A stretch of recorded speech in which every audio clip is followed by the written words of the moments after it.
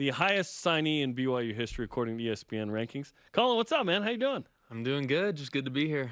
Great to have you, man. Busy times for you.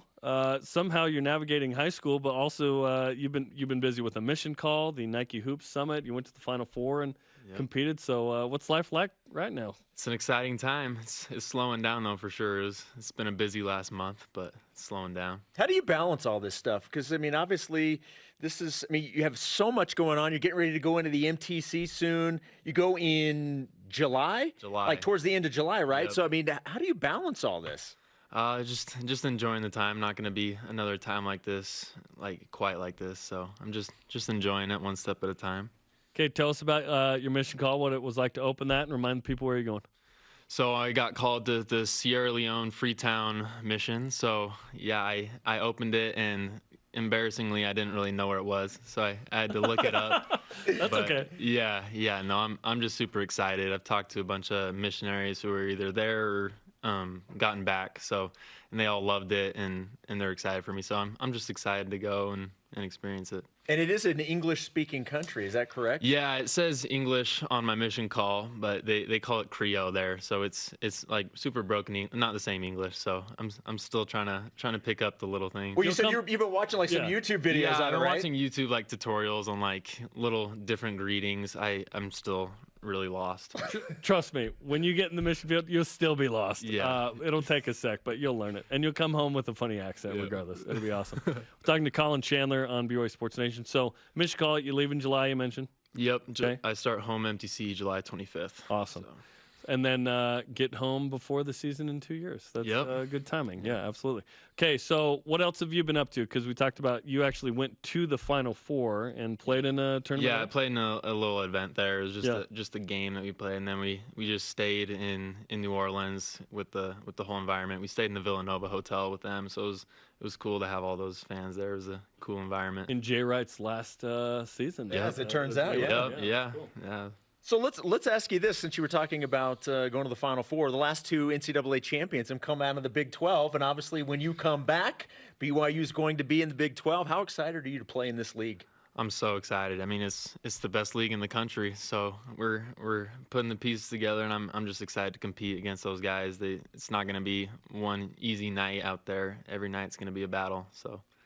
And in the current, obviously, there's a lot of news surrounding BYU basketball the last week or so. How close do you pay attention to all this? I mean, this is my new home, so I pay attention to it. But there's a lot of things happening. But I think there's a lot of things happening with every program in America. It's just how college basketball is going in the future. So it's happening everywhere. But knowing Mark Pope, we're going to come back stronger. You have a big smile when you mention Mark Pope. Yep. I think we all do, right? When we think about what Mark's doing with the program. Yep. That's who we put our faith in. That's the guy. So he's going to bring guys in. We're going to be better. What does excite you about the future of this program? Obviously, we talked about going into the new conference, but there's a lot of excitement about the program moving forward. Yeah, well, I think with the Big 12 news, it's going to attract a different kind of basketball players, the people who want to play against the best players and people who are highly competitive. So that's what's exciting is we're going to get guys who want to play in the Big 12. Let's talk about the Nike Hoops Summit. This was cool. I saw some videos on Instagram, and I was DMing you like, dude, tell me about this. So it was in Portland, right? Yep. And you're wearing the USA jersey. There's some dunk that goes viral that you threw down. Tell us about that. Yeah, so I went and I was on the scrimmage squad. So we went and scrimmaged the world team and then Team USA before they played each other. So this was just in a practice game, and I tried one earlier in the scrimmage. Didn't get it to go, but so I was looking for one, so I got the opportunity and just went at it. That's amazing, dude. Yep. What's the reaction been to this video? Because I saw some SportsCenter account posted it. Yep, SportsCenter Next. Yeah, so it's going around. I posted it on Twitter. It's getting a lot of views and replies. So that's cool to see. Look, when you're getting invites to the Nike Hoop Summit, you're one of the elite basketball players in the country.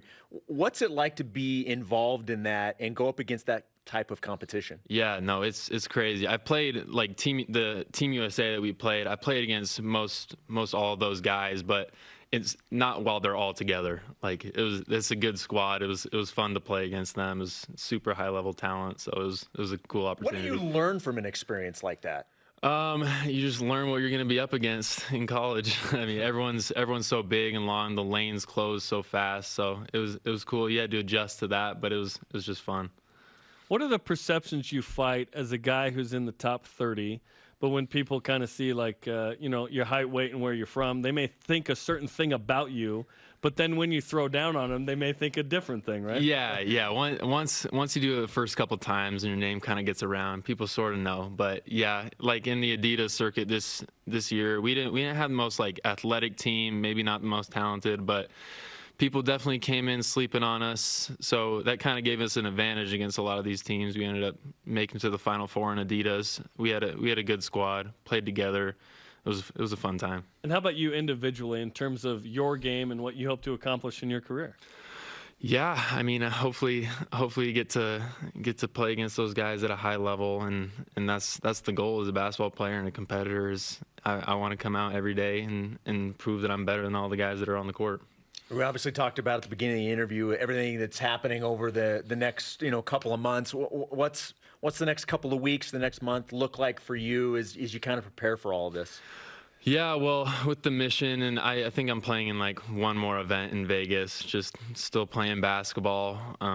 Yeah, but it's like once you have like an end, like a date of when you're going to leave for your mission, it kind of gets where you're like kind of getting antsy to go. So I'm just like counting down, waiting to start. So I know there are some missionaries who are also athletes. Some kind of go out with the mindset, you know what? When I go out for my 2 years, I'm putting that 100% aside. There's some like I've got to find my time to either throw the football or go out and find a basketball court. Do you have any ideas on kind of how you're going to handle that? Yeah, I mean, I don't know about like weight stuff. I know that people want you on your mission to like stay in shape and stuff. I don't know how much access I'm going to have. It's hard. Yeah, you got to get up early. You got to have a companion. So that I'll try to figure that out. I know one missionary that plays basketball there. He found a court and plays with some of the locals. So I'm hoping I can find a spot like that and maybe play with some of the locals. So you mean maybe get early up in the morning. Obviously supposed to read your scriptures in the morning, so you get up early. Maybe put the AirPods in with the scriptures in the audio version, hooping while you're listening. I mean, you can multitask here. Yeah, Collin. that's ideal. Yeah. And maybe use it as a tool to hang out with people and relate to people. Yeah, no, for sure. Right? I think there's a lot of ways to connect with the people there too. So through basketball. And maybe you find the next Gideon George and Tiki Aliatiki. Yep. Like Ziggy Ansah, are you familiar with Ziggy? He played football at BYU, 5th pick in the draft in 2012. He was baptized in Ghana, came to BYU, walked onto the football team, 5th pick in the NFL draft. Yeah. Maybe in Sierra Leone you find the next who knows? Great BYU player. Who knows? We're talking to Collin Chandler on BYU Sports Nation. Dude, are you 18? Is that how old you are? I did. I turned 18 in February. Congratulations. Happy Thank birthday. you. You seem super mature for an 18-year-old. Like, where does this come from? Is it your parents? Like, where is it from? I don't know. I don't really know where that comes from.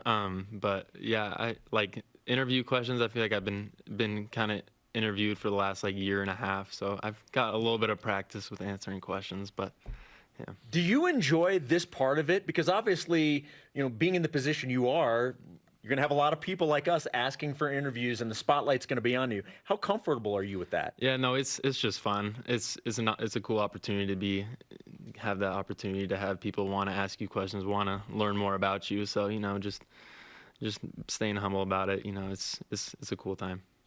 Are you an active recruiter for BYU as well right now? It feels like you're this promoter of the program. Yeah.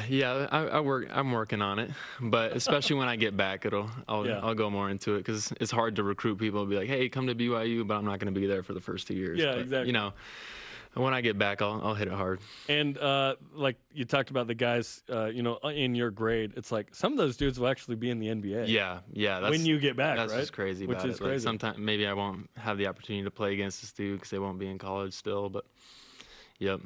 So right now, you ID the sophomores turning juniors. Like, I'll see you in 2. Exactly. That's what's happening. So now, I don't know if we're going to have a chance to be able to talk to you before you go into the MTC. So have you? Because like for all of us that have gone on missions, you kind of think, all right, what's the last place I'm going to go eat before I go into the – do you have that planned out? Like what's going to be – I don't want to call it the last meal because that sounds horrible. But you know what I mean. Go ahead and call it the Last Supper. Yeah, go ahead. Yeah. But I mean, like if you figured out like this is the last place I want to go before I go into the MTC. It'll probably be Chick-fil-A.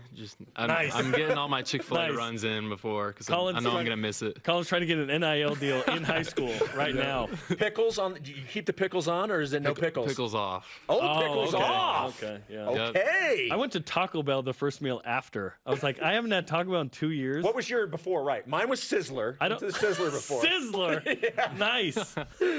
I'm just checking to see if we have a deal with them or not. Nice. That's awesome.